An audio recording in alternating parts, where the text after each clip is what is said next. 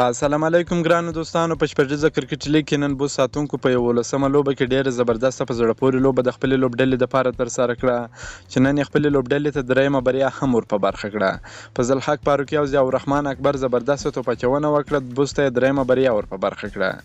د اساني ساخیل او حشمت الله شهیدي د ښې توپوهنې څخه وروسته فضل حق فاروقي او ضیاء الرحمن اکبر ښه توپچونه هم ترسره کړه او بوس ساتونکو په خپله درېیمه لوبه کې هم بریا خپله کړه.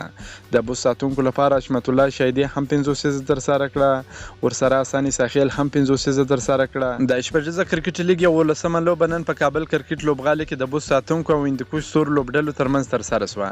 د لوبې په پیل کې ستورو د لوبې پچه وګټله او لومړی ساتونکو ته د توپوهنې بلنه ورکړه.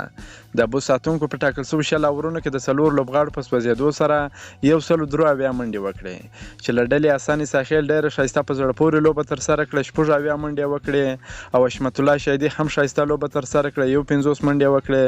د هندوکش ستورو لخوا حمید حسن او مسلم موسی دوه لوبغاړي وسوځول. د 104 منډو هدف په تعقیب کې د هندوکش ستورو ټولو لوبډله په 19.4 اورونو کې وسوځېدل او 120 منډې وکړې چې د 50 منډو په توپیر په لوبه کې د بوس څخه ماتې وخوړه.